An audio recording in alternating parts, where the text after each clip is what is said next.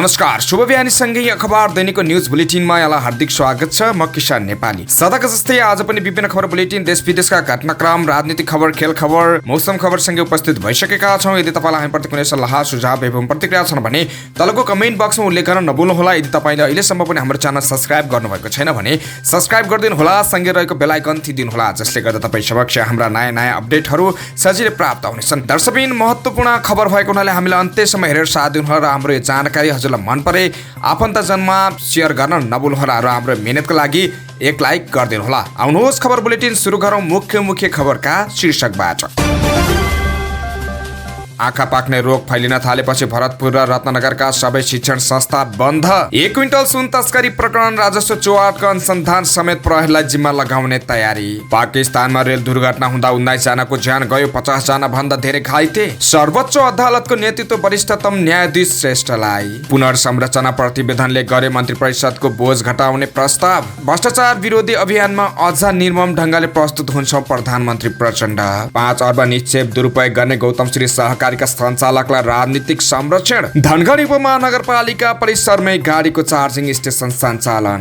बागमतीमा मन्त्रालय फुटाइयो, मन्त्री चित्रकारले 2.5 महिनापछि पाए जिम्मेवारी। विद्युतीय कारोबार गर्ने गुगल लगायत 6 विदेशी कम्पनीले तिरे कर। कर्णालीमा खाद्यान्न अभाव, मुगुको गोदाम बन्द। ताप्लेजुङमा व्यापारीले खाना पकाउने ग्यासको भाउ अझै घटाएनन्। कामदार भिसामा नेपाल आए 3662 विदेशी। 3 महिनामा नेपालबाट 55 जना विदेशी निष्कासित, आधा चिनिया।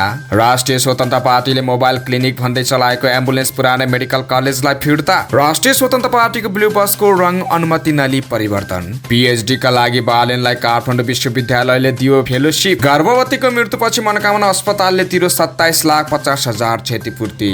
एमसीसी भदौदेखि कार्यान्वयनको तयारी, 9 अर्ब लागत बढ्ने अनुमान। नेतृत्वसँग निराश, झलकनाथ फुट्दा जस्तो उमङ्ग छैन, कार्यकर्ता एमालेमा जान थाले। यातायात व्यवसायीको सिन्डिकेट विरुद्ध टिपरमा यात्रु ओसार्दै चौकुने गाउँपालिका। उत्तराखण्ड पहिरो बेपत्ता भएका जुम्ला पाता राशिका 11 जनाको परिचय खुल्यो। भिभिआइपी र भिआइपी को स्वास्थ्य उपचार समिति गठन।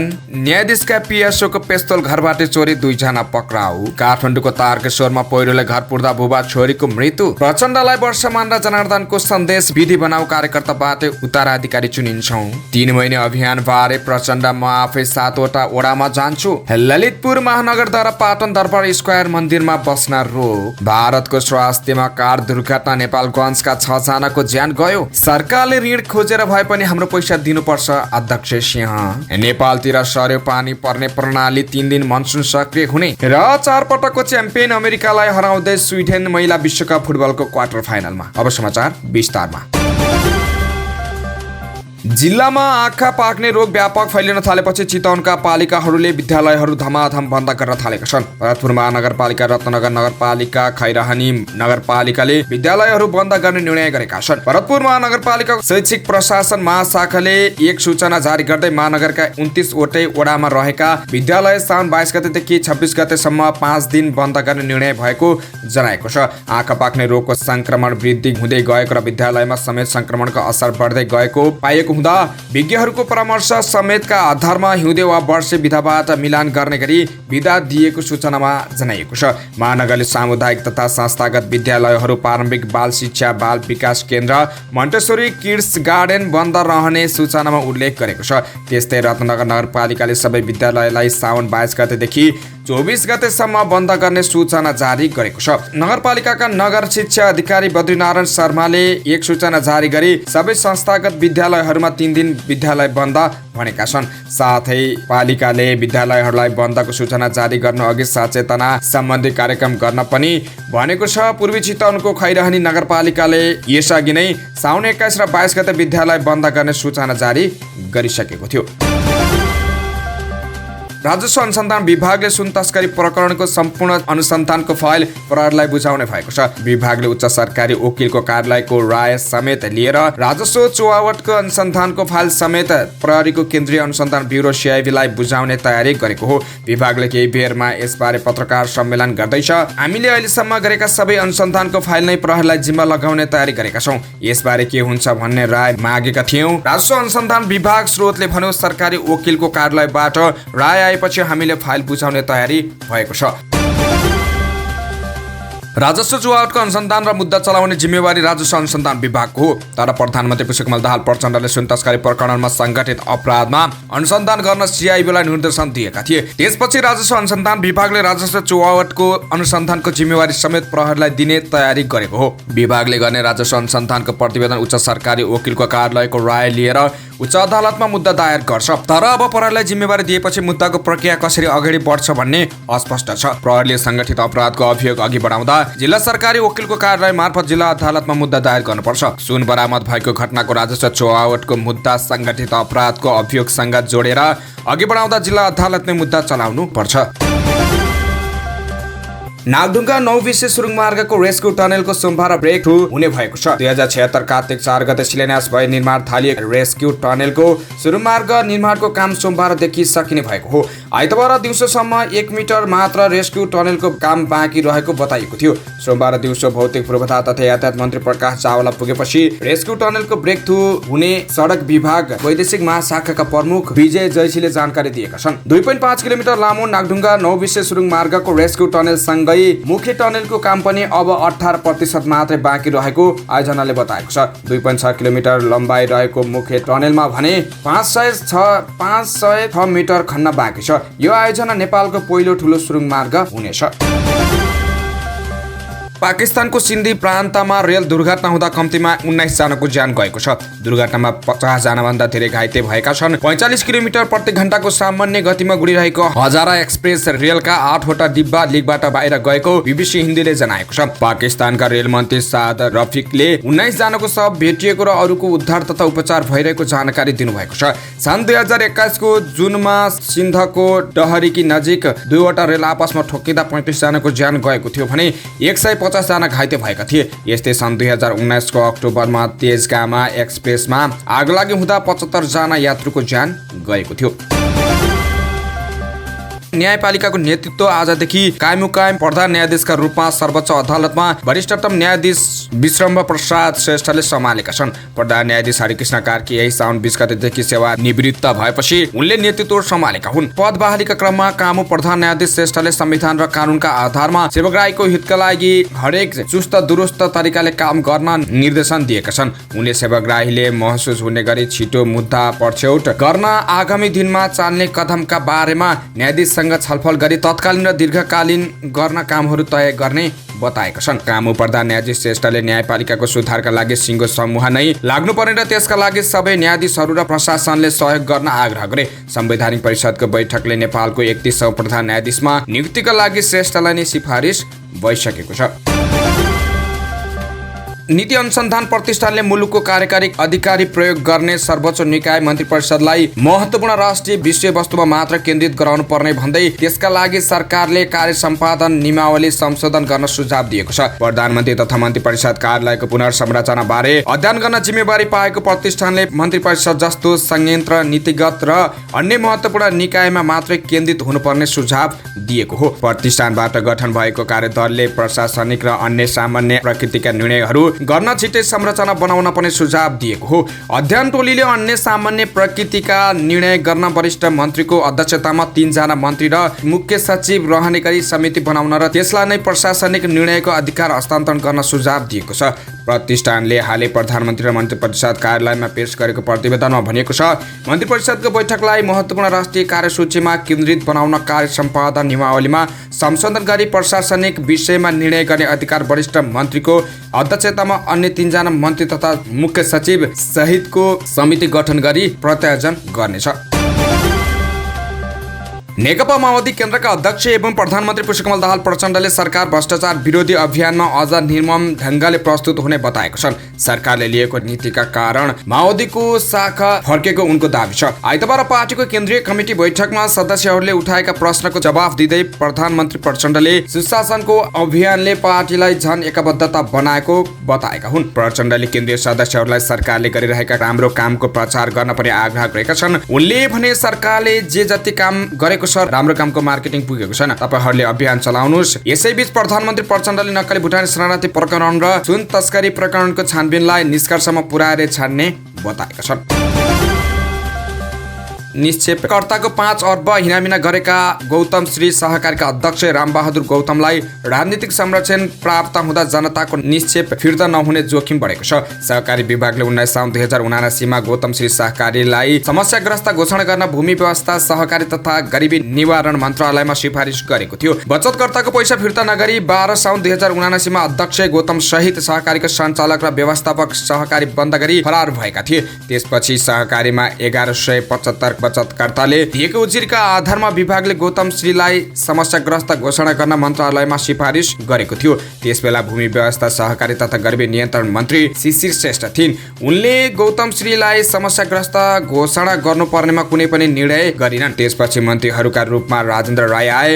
उनले त विभागले समस्याग्रस्त घोषणा गर्नुपर्ने भनेर सिफारिस गरिएको सहकारलाई उल्टै आंशिक सञ्चालनको अनुमति दिए। तत्कालीन मन्त्री राईले 17 माघ 2079 मा आंशिक रूपमा सञ्चालन र व्यवस्थापन गर्ने निर्णय गरेका थिए। सुदूरपश्चिमको अस्थायी राजधानी धनगढीमा विद्युतीय गाडीको चार्जिङ स्टेसन सञ्चालनमा आएको छ। धनगढी उपमहानगरपालिका कार्यालयको परिसरमा निर्माण गरिएको चार्जिङ स्टेसन आइतबारदेखि सञ्चालनमा आएको हो। आइतबार धनगढी महानगरपालिकाको उपप्रमुख कन्दकला राणा र नेपाल विद्युत प्राधिकरणका प्रादेशिक कार्यालय अत्तरियाका निर्देशक जङ्गबहादुर चन्दले संयुक्त रूपमा चार्जिङ स्टेसनको विधिवत रूपमा उद्घाटन गरेका हुन्। नगर क्षेत्रमा विद्युतीय सवारी साधनको प्रयोग बढाएर वातावरण मैत्री यातायात प्रणालीको विकास गर्ने उद्देश्यले नेपाल विद्युत प्राधिकरणको सहयोगमा चार्जिङ स्टेसन सञ्चालनमा ल्याइएको नगर प्रमुख गोपाल हमालले जानकारी दिए। हमालले फुलबारी बसपार्क र उपमहानगर परिसरमा निर्माण भएको चार्जिङ स्टेसनको विद्युतीय यातायात सेवालाई प्रवर्धन गर्न मद्दत गर्ने विश्वास व्यक्त गरेका छन्। धनगढीमा सञ्चालन गरिएको चार्जिङ स्टेसन 140 किलोवाट क्षमताको छ। चार्जिङ स्टेसनमा 1 घण्टा भन्दा कम समयमा चार्ज गर्न मिल्ने 60 किलोवाटका 2वटा डीसी र 22 किलोवाटको एउटा एसी चार्ज राखिएको छ। सवारी साधनको चार्ज गर्न ग्राहकले क्यूआर कोड र मोबाइल एप मार्फत बिलको भुक्तानी गर्न सक्ने व्यवस्था मिलाइएको छ। बागमतीमा नेपाली काङ्ग्रेसका रामकृष्ण चित्रकार उद्योग तथा सामान्य प्रशासन मन्त्री बनेका छन्। ज्येष्ठ असारमा शपथ लिएका चित्रकार झण्डै 1.5 महिना बिना विभागीय थिए। तर आइतबार पर्यटन उद्योग तथा सहकारी मन्त्रालय विभाजन गरेर थपिएको उद्योग तथा सामान्य प्रशासन मन्त्रीको जिम्मेवारी चित्रकारलाई दिएको मुख्यमन्त्री तथा मन्त्री परिषद कार्यालय स्रोतले बताएको छ। मन्त्रालय टुक्राएसँगै बागमतीमा 12 मन्त्रालय पुगेको छ। काङ्ग्रेसका पुकार महर्जनले सम्हालिरहेको पर्यटन तथा उद्योग सहकारी मन्त्रालय फुटाएर चित्रकारलाई जिम्मेवारी दिएको हो। चित्रकार काङ्ग्रेसका संसदीय दलका उपनेता समेत हुन्। विद्युतीय कारोबार गर्ने 6 विदेशी कम्पनीले कर तिर्न सुरु गरेका छन्। गत आर्थिक वर्ष 2079-80 देखि लागू गरिएको विद्युतीय सेवा कर डिजिटल सर्भिस ट्याक्स DST बापत हालसम्म त्यस्ता कम्पनीबाट करिब रु 10 करोड राजस्व सङ्कलन भएको ठूला करदाता कार्यालयले जानकारी दिएको छ। कार्यालयका अनुसार हालसम्म नेपाल विद्युतीय सेवा सम्बन्धी कारोबार गर्ने नै कम्पनी दर्ता भएका 6 कम्पनीले कर तिरेका छन्। कार्यालयका अनुसार सिङ्गापुरमा कार्यालय रहेका 2 company Google Asia Pacific private limited र लिङ्कइड सिङ्गापुर प्राइभेट लिमिटेड दर्ता भएर कर तिर्न थालेका छन्। आइल्यान्डको डब्लिनमा ठेगाना राखेर दर्ता भएको गुगल आयरल्यान्ड लिमिटेडले पनि कर तिर्न थालेको छ। त्यस्तै संयुक्त राज्य अमेरिकाको वेलिङ्गटनमा प्रधान कार्यालय रहेको NCS Pearson incorporation limited, Amazon.com service LLC र Amazon web service incorporation limited नेपालको कर प्रणालीमा दर्ता भएर DST तिर्न थालेका छन्। ठूला करदाता कार्यालयमा दर्ता भइसके पनि 3 कम्पनीले भने कर तिर्न बाँकी रहेको पाइएको छ। Wellington county of new Castle ठेगाना रहेको इस्को इन्टरनेसनल इन्कर्पोरेसन, डब्लिन आयरल्यान्ड ठेगाना भएको मेटा प्लाटफर्म्स आइल्यान्ड लिमिटेड र सिङ्गापुर ठेगाना राखिएको माइक्रोसफ्ट रिजनल सेल्फ प्राइभेट लिमिटेडले कर तिर्न बाँकी रहेको छ। कर्णालीका हिमाली जिल्लाहरूमा खाद्यान्नको अभाव सुरु भएको छ। साबिकका कर्णालीका जिल्लाहरूमा पर्याप्त मात्रामा खाद्यान्न मौजूद नहुँदा अभाव सुरु भएको हो। मुगुमा भने चामल नहुँदा खाद्य कार्यालयको गोदाम नै बन्द भएको छ। कर्णालीका जिल्लाहरूमा पछिल्लो समय बाढी पहिरोको उच्च जोखिममा परेका छन् भने किसानले लगाएका बालीनालीहरू बाढी पहिरोले बगाएपछि खाद्यान्नको झनै शास्ति भएको छ। एकातिर खाद्यान्न डिपोमा चामल सकिएको छ भने अर्कोतिर चाडबाड नजिकै छ। बहुसंख्यक स्थानीय बजारको महँगो चामल किनेर खान खान सक्ने अवस्थामा छैन। बजारबाट महँगो चामल किनेर खान सक्ने अवस्था नरहेको छायानाथ रारा नगरपालिका 7 पिनाका आशा साहानीले बताउँछिन्। मुगुमा गत आर्थिक वर्षको खाद्यान्न ढुवानी कोटा सकिएको छ। अहिले 680 क्विन्टल मात्र चामल कार्यालयमा मौजदात रहेको छ भने डिपो कार्यालय सबै रित्तो भएका छन्। कार्यालयमा खाद्यान्न अभाव सुरु हुने भएपछि कार्यालयले साउन 10 गतेसम्म मात्र बिक्री गरेको थियो भने 11 गतेबाट खाद्यान्न बिक्री वितरण बन्द गरेको छ। मौजदात रहेको 680 क्विन्टल चामल विपदको लागि राखिएको खाद्य व्यवस्था तथा व्यापार कम्पनी लिमिटेड शाखा कार्यालय मुगुका कार्यालय प्रमुख पुष्कर भामले बताएका छन्। ताप्लेजुङका व्यापारीहरूले खाना पकाउने एलपी ग्यासको भाउ अझै घटाएको छैनन्। सरकारले गएको असार 31 र साउन 17 गते गरी 2 पटक ग्यासको मूल्य घटाए पनि त्यहाँका व्यापारीहरूले पुरानै भावमा बिक्री गरिरहेका छन्। सदरमुकाम फिङलिङ बजारका व्यापारीहरूले पुरानै भावमा ग्यास बिक्री गर्दै आएपछि उपभोक्ताहरू मारमा परेका छन्। सरकारले 2 पटक ग्यासको मूल्य घटाए पनि व्यापारीहरूले नघटाउँदा आफूहरू मारमा परेको उनीहरूको गुनासो छ। फुलिङ बजारमा स्थानीय व्यापारीले ग्यास पुरानै मूल्य प्रति सिलिन्डर 2150 रुपियाँमा बिक्री गरिरहेका छन्। ग्यासको स्थानीय बजार मूल्य केन्द्रको भन्दा धेरै महँगो छ। दुवानी खर्चका आधारमा ग्यास महँगोमा बिक्री गर्नुपर्ने अवस्था रहेको व्यापारीहरू बताउँछन्। सरकारले पछिल्लो पटक गएको मंगलबार ग्यासको मूल्य प्रति सिलिन्डर 130 रुपियाँले घटाएको छ। नेपाल आयल निगमले मूल्य घटाएपछि केन्द्रमा ग्यास प्रति सिलिन्डर 1660 रुपियाँ कायम भएको छ।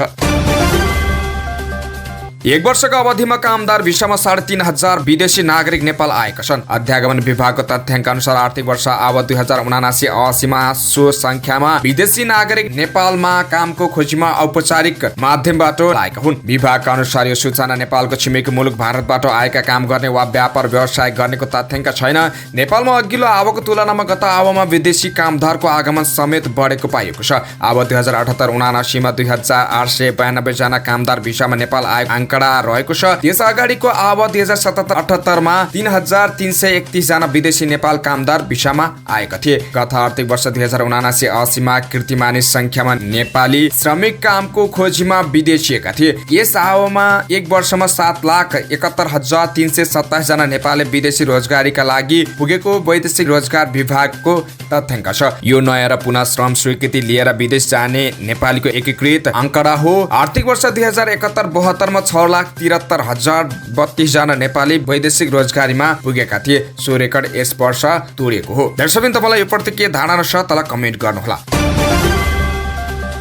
गत वैशाखदेखि असारसम्मको 3 महिनाको अवधिमा नेपालबाट 55 जना विदेशी नागरिक नेपालबाट निष्कासनमा परेका छन्। यसरी निष्कासनमा पर्ने मध्ये आधा चिनिया नागरिक रहेको अध्यागमन विभागको तथ्याङ्कमा उल्लेख छ। विभागका अनुसार वैशाख 2080 देखि असारसम्म 21 जना चिनिया नागरिक नेपालबाट निष्कासनमा परेका छन्। नेपालमा गैर कानुनी गतिविधिमा संलग्न र भिसा अवधि सकिएपछि पनि ओभरस्टेमा परेका विदेशीहरू नेपालबाट निष्कासनमा पर्ने गरेका छन्। निष्कासनमा पर्नेको दोस्रो स्थानमा अमेरिकी नागरिक छन्। उनीहरूको संख्या 7 रहेको छ।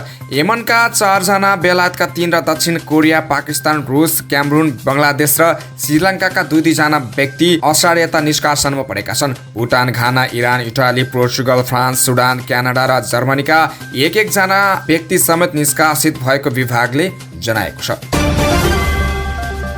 65 वर्षभन्दा माथिका वृद्धलाई टोलटोलमा गएर स्वास्थ्य उपचार गर्ने भनेर राष्ट्रिय स्वतन्त्र पार्टी रासोपाले चितवनमा सञ्चालनमा ल्याएको ना2 ख 5619 नम्बरको एम्बुलेन्स पुरानो मेडिकल कलेज भरतपुरलाई नै फिर्ता गरेको छ। राष्ट्रिय स्वतन्त्र पार्टी सभापति रवि लामिछानेले चितवन क्षेत्र नम्बर 2 बाट विजयी भएको 100 दिन पुगेको अवसरमा पुरानो मेडिकल कलेजको एम्बुलेन्सलाई निलो रङको बनाएर यही साउन 17 गतेदेखि मोबाइल क्लिनिक सञ्चालनमा ल्याएको घोषणा गरेका थिए। तर गैर कानुनी रूपमा रङ परिवर्तन गरेको र एम्बुलेन्स लेखेको मेटाएर मोबाइल क्लिनिक लेखेको भन्दा यो विवादमा परेको थियो। विवादपछि राष्ट्रिय स्वतन्त्र पार्टी बागमती स्वास्थ्य तथा जनसङ्ख्या विभागका प्रमुख डाक्टर मनोहर प्रधानले एम्बुलेन्स पुरानो मेडिकल कलेजलाई नै फिर्ता गरेको बताएका छन्। अब उक्त एम्बुलेन्सको सट्टा अर्को भ्यानको व्यवस्था गरेर मोबाइल क्लिनिकको रूपमा चलाउने तयारी राष्ट्रिय स्वतन्त्र पार्टीले गरेको छ। भारतीय दूतावासले उक्त एम्बुलेन्स आजभन्दा 11 वर्ष अगाडि पुरानो मेडिकल कलेजलाई दिएको थियो। लामो समयदेखि नवीकरण समेत नगरेको उक्त एम्बुलेन्स गत साउन 14 गते जरिवाना तिरेर नवीकरण गरी मोबाइल क्लिनिकको रूपमा सञ्चालनमा ल्याइएको घोषणा गरिएको थियो। मोबाइल क्लिनिकका लागि चिकित्सक सहितको जनशक्ति पनि पुरानो मेडिकल कलेजले नै व्यवस्था गरिदिएको थियो। त्यस्तै राष्ट्रिय स्वतन्त्र पार्टीका सभापति एवं चितवन क्षेत्र नम्बर 2 का सांसद रवि लामिछानेले महिलाहरूका लागि निशुल्क सञ्चालन गरेको बस रङ अनुमति नलिई परिवर्तन गरेको पाइएको छ। सन् 2014 मा बनेको ना 5 ख 3138 नम्बरको भाडाको बसलाई निलो रङको बनाइएको छ। यो बसले अहिले ब्लू बसको नाममा चर्चा पाइरहेको छ। तर बसको रङ परिवर्तन गर्दा अनुमति नलिएको यातायात व्यवस्था कार्यालय भरतपुरले जनाएको छ। यातायात व्यवस्था कार्यालय ब्रिगन्स मार्फत सूचना लिँदा बसको रङ परिवर्तनको अनुमति अहिलेसम्म लिएको नपाइएको भरतपुर कार्यालयका सूचना अधिकारी गोविन्द प्रसाद पौडेलले जानकारी दिए। सरकारले सवारी साधनको रङ परिवर्तन गर्दा अनुमति लिएर प्राविधिकहरूलाई देखाउनु पर्ने व्यवस्था गरेको छ। सवारीको ब्लू बुकको अन्तिममा रहेको सवारी चालकले ध्यान दिनुपर्ने कुराहरूको बुँदा नम्बर 5 मा समेत अनुमति नलिई रङ परिवर्तन गर्न नहुने उल्लेख गरिएको छ। ब्लू बुकमा नै गाडीको रङ कस्तो हो भनेर उल्लेख हुने कार्यालयका सूचना अधिकारी पौडेलले बताएका छन्। काठमाडौँ महानगरपालिकाका मेयर बालेन शाहले पीएचडी अध्ययनका लागि काठमाडौँ विश्वविद्यालयबाट फेलोसिप पाएका छन्। बालेनले काठमाडौँ विश्वविद्यालयको सिभिल इन्जिनियरिङ विभागबाट पीएचडी गर्न आवेदन दिएका थिए। विश्वविद्यालयले केयू रिसर्च फेलोसिपका लागि बालेनलाई छनौट गरेको हो। मेयर बालेनले फेलोसिपका लागि छनौट भएको भनी काठमाडौँ विश्वविद्यालयले पठाएको पत्र सामाजिक सञ्जाल फेसबुकमा पोस्ट गर्दै धन्यवाद दिएका छन्। बालेनले काठमाडौँ विश्वविद्यालयका एसोसिएट प्रोफेसर डाक्टर श्याम सुन्दर खड्काको मातहतमा रहेर पीएचडी गर्ने काठमाडौँ विश्वविद्यालयले जनाएको छ। चितवनको भरतपुर स्थित मनोकामना अस्पतालले उपचारको क्रममा एक गर्भवतीको मृत्यु भएपछि 27,50,000 रुपियाँ पीडित परिवारलाई तिरेको छ। अस्पताल प्रशासन र मृतकका आफन्त बीच शनिबार भएको वार्तापछि अस्पतालले गल्ती स्वीकार गर्दै क्षतिपूर्ति दिएको वार्ताका एक सहभागीले बताएका छन्। भरतपुर महानगरपालिका वडा नम्बर 26 की 35 वर्षीय नवीना महतोको उपचारको क्रममा शुक्रबार राति मृत्यु भएको थियो। मृतकका पति मणिकलाल महतोका अनुसार गत बिहीबार उपचारका लागि ल्याइएकी नवीनालाई शुक्रबार राति 1 बजे अस्पतालले मृत घोषणा गरेको थियो। बच्चा जन्मिएपछि साल निकाल्दा अधिक रक्तस्राव भएको जानकारी गराएको पति मणिकलालले बताएका छन्। साल पाठेघरमा टाँसिएको भन्दै चिकित्सकले अधिक रक्तस्राव रोक्न नसकिएकाले पाठेघर नै फालेर बिरामी बचाउने प्रयास गरेको अस्पताल स्रोतको दाबी छ। पाठेघर निकालेपछि उनको शरीरको विभिन्न भागबाट रक्तस्राव भएर उनको मृत्यु भएको थियो। अस्पतालको लापरवाहीले मृत्यु भएको भन्दै आफन्त र छिमेकीले अस्पतालमा आन्दोलन गरेपछि दुवै पक्षबीच सहमति गरिएको हो। नेपाल सरकार अर्थ मन्त्रालय र अमेरिकी सरकार अन्तर्गतको मिलेनियम च्यालेन्ज कर्पोरेसन एमसीसी बीच 6 वर्ष अघि भएको मिलेनियम च्यालेन्ज सम्झौता पूर्ण रूपमा लागू हुने अवस्थाको चरणमा पुगेको छ। आगामी भदौमा EIF मिति घोषणा गर्न लागिएको मिलेनियम च्यालेन्ज एकाउन्ट नेपाल विकास समिति MCA नेपालले जनाएको छ। अमेरिकी अनुसन्धान सम्बन्धी सम्झौतामा हस्ताक्षर भएदेखि लागू हुने अवस्थासम्म आइपुग्न 6 वर्ष लागेको हो। यस बीचमा 12 बुँदे व्याख्यात्मक घोषणा सहित MCC कम्प्याक्ट संशोधन अनुमोदन भइसकेको छ। EIF अघि पूरा गर्नुपर्ने भनिएका 6 वटा पूर्ण शर्त मध्ये जग्गा प्राप्ति बाहेकका 5 वटा शर्त पूरा भइसकेका छन्। तर यसबीच MCC नेपाल अन्तर्गत हुने खर्चमा नेपाल सरकारले बेहोर्नुपर्ने दायित्व अंश भने बढेको छ। सुरुवाती सम्झौतामा MCC परियोजनाका लागि कुल 63 करोड अमेरिकी डलर बराबर लागत अनुमान गरिएको थियो, जसमध्ये 50 करोड अमेरिकी डलर MCC अनुदान र 13 करोड अमेरिकी डलर नेपाल सरकारले बेहोर्ने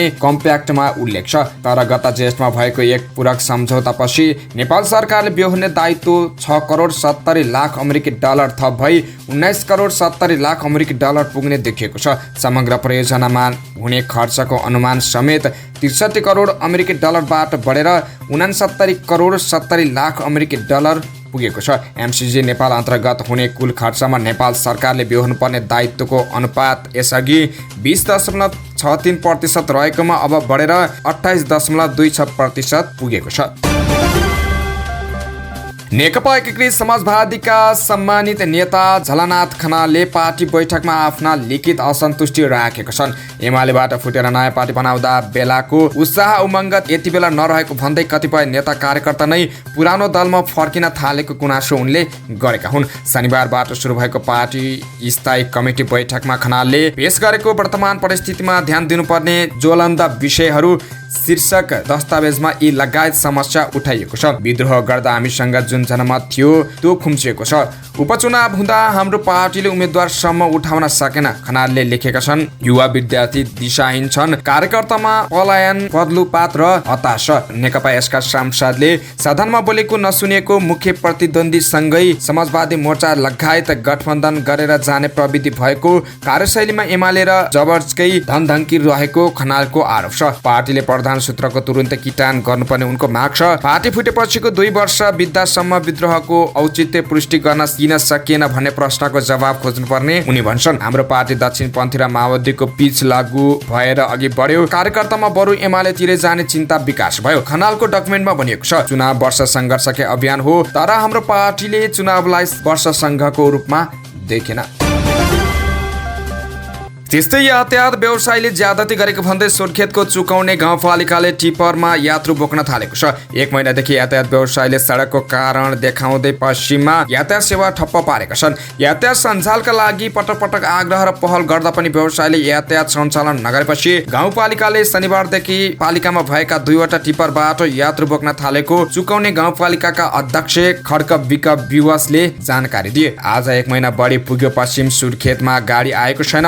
सडक त राम्रै छ, साना बोलेरो जिपहरू समेत आइरहेका छन्। अध्यक्ष विकले भने यातायातका साथीहरूलाई पटक पटक आग्रह गर्यौं, तर उहाँहरूले वास्ता गर्नु भएन। नागरिकलाई शास्ति हुन थालेपछि शनिबारबाट पालिकाको टिप्परमै निशुल्क रूपमा यात्रु बोक्न थालेका छौं। शनिबारदेखि यात्रु बोक्न सुरु गरेका टिप्परको अगाडि संयुक्त यातायातको ज्यादती विरुद्ध चुकाउने गाउँपालिकाद्वारा निशुल्क यात्रा लेखेको ब्यानर टाङ्गिएको छ। भे1 ग 129 र भे1 ग 130 नम्बरका 2वटा टिप्परबाट यात्रु बोक्न थालिएको छ। आइतबारबाट 4वटा टिप्पर सञ्चालनमा ल्याउने पालिकाले जनाएको छ। यातायात व्यवसायीहरूको संयुक्त यातायात संगठनले निर्णय नै गरेर चुकाउनेसम्म गाडीहरू सञ्चालन नगर्दा चुकाउनेका नागरिक घण्टौं पैदल यात्रा गर्न बाध्य भएका छन्। ज्येष्ठ नागरिक, गर्भवती महिला र कर्णाली प्रदेशको राजधानी वीरेन्द्रनगरमा आउने विद्यार्थी झनै मारमा परेका छन्।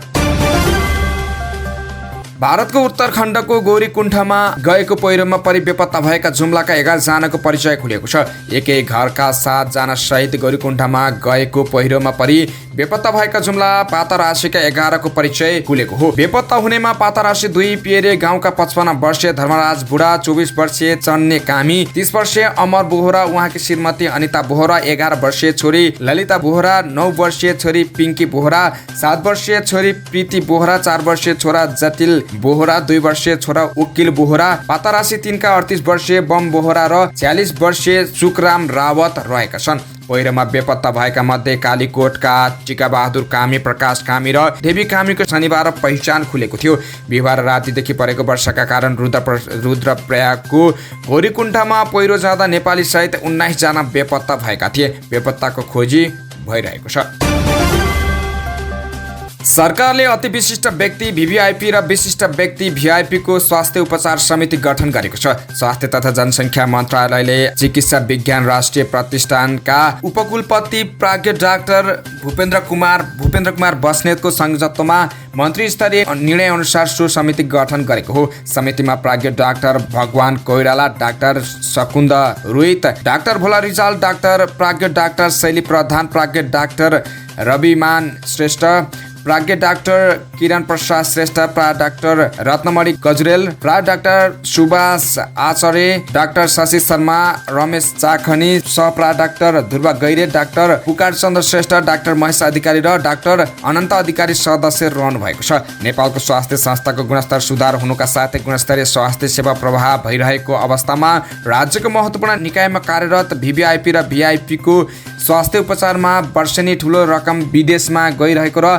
देशभित्रको स्वास्थ्य उपचार सेवाको विश्वास नगरे जस्तो समेत देखिएकोले सो समिति गठन गरिएको हो। समितिले वीर अस्पतालबाट VVIP र VIP को स्वास्थ्य उपचार गर्ने, उपचार व्यवस्थाको आवश्यक कार्यसूची तयार गर्ने, विशेष चिकित्सकको समूह निर्माण गर्ने लगायत विशिष्टकृत चिकित्सकीय विधि तथा प्रक्रिया बमोजिम उपचारको व्यवस्थाको कार्यविधि तयार गरी स्वास्थ्य तथा जनसङ्ख्या मन्त्रालयमा पेश गर्नेछ। समितिको आइतबारको बैठकमा स्वास्थ्य तथा जनसङ्ख्या मन्त्री मोहन बहादुर बस्नेतले VVIP र VIP ले नेपालमा उपचार गर्दा आम जनतामा पनि नेपालको स्वास्थ्य क्षेत्रप्रति विश्वास गर्ने वातावरण सिर्जना हुने बताएका थिए। सर्वोच्च अदालतका न्यायाधीश नहकुल सुवेदीका निजी सुरक्षा अधिकृत पिएसओ प्रभाकर खड्काको पेस्तोल चोरी गरेको आरोपमा 2 जना पक्राउ परेका छन्। पक्राउ पर्नेमा सिन्धुप्लाञ्चोकका 24 वर्षीय वासुदेव धामी र सिन्धुलीका मेघबहादुर तामाङ रहेका छन्। जिल्ला प्रहरी परिसर काठमाडौँका एसपी कुमुद ढुङ्गेलका अनुसार उनीहरूले 30 असारमा चोरी गरेको पेस्तोल बौद्धको शिव मन्दिर नजिकै बरामद भएको छ। त्यसमा लाग्ने 7 राउन्ड गोली पनि बरामद भएको छ। प्रहरीका अनुसार साई खड्काको घर नजिकै उनीहरू चोरी गर्न गएका थिए। फर्किँदा झ्याल खुल्ले देखेपछि आङ्कुशले लगाएर झोला तानेका थिए। झोलाभित्र खड्काले पेस्तोल, त्यसमा लाग्ने गोली लगायत राखेका थिए। पेस्तोल चोरी भए लगतै उनले भोलिपल्ट प्रहरी वृत्त बौद्धमा जानकारी गराएका थिए। जिल्ला प्रहरी परिसर काठमाडौँले थप अनुसन्धान गरिरहेको छ। काठमाडौँको तारकेश्वर नगरपालिकाको चो गाउँमा पहिरोले घर पुर्दा बुबा छोरीको मृत्यु भएको छ। गए राति करिब 8 बजेतिर पहिरोले घर पुर्दा गणेश तामाङ र उनकी छोरीको मृत्यु भएको हो। नगरपालिकाका मेयर कृष्णहरि महर्जनका अनुसार बुबाको घटनास्थलमै र छोरीको अस्पतालमा उपचारको क्रममा मृत्यु भएको हो। गणेशकी श्रीमती घाइते भएकी छन्। उनको खुट्टामा चोट लागेकाले त्रिवी शिक्षण अस्पतालमा उपचार जारी छ। छोरा भने सकुशल रहेको मेयर महर्जनले जानकारी दिए।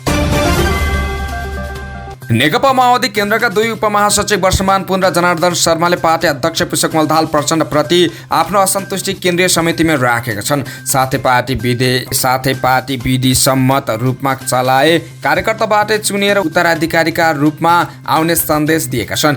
एक अर्काका प्रतिस्पर्धी मानिएका पुन र शर्मामाथि पार्टीभित्र गुट सञ्चालन गरेको र अध्यक्ष प्रचण्डलाई असहयोग गरेको आरोप खोज्दै आएका छन्। 4 दिनदेखि चलिरहेको केन्द्रीय समितिमा शनिबार बोलेको 2 नेताले भने आफूप्रति बढ्दै गएको पार्टी पंक्तिको संशयलाई प्रचण्डतर्फ सोझाएका छन्। पुस 2078 मा भएको पार्टीको 8औं महाधिवेशनमा दुवै नेता महासचिवका आकांक्षी थिए। दुवै मध्ये एक रोज्न नसकेका प्रचण्डले करिब 6 महिनापछि देव गुरुङलाई महासचिव बनाएका थिए। अहिले फेरि नेपाल कम्युनिस्ट पार्टीको नेतृत्व गरिरहेका नेत्रविक्रम चन्द्र विप्लवलाई ल्याएर महासचिव बनाउने चर्चा थियो। महाधिमा प्रचण्डको उत्तराधिकारी बन्ने आकांक्षा राख्दै आएका पुन र शर्मा दुवै यसप्रति सन्तुष्ट छैनन्। उनीहरूले आफ्नो असहमति केन्द्रीय समितिमै राखेका छन्।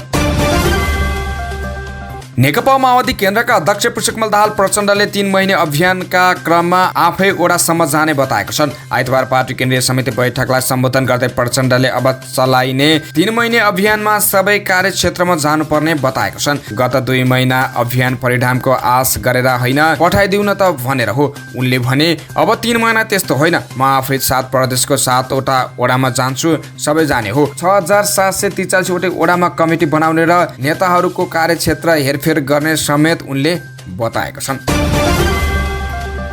ललितपुर महानगरपालिकाले पाटन दरबार स्क्वायरका मन्दिरमा बस्न रोक लगाएको छ। नगर प्रहरी प्रमुख सीताराम आचेथुका अनुसार हिजोदेखि पाटनका विश्वनाथ मन्दिर र हरिशंकर मन्दिरमा बस्न रोक लगाइएको छ। अन्य मन्दिरहरूमा पनि रोक लगाउने तयारी भइरहेको छ। मन्दिर परिसरमा बस्नेहरूले विकृति फैलाउने खालका गतिविधि गरेकाले रोक लगाइएको आचेथुले बताउनुभयो। उहाँको अनुसार यो नियम कार्यान्वयनका लागि बिहान 7 बजेदेखि बेलुकी 8 बजेसम्म मन्दिर परिसरमा महानगर प्रहरी खटिनेछन्।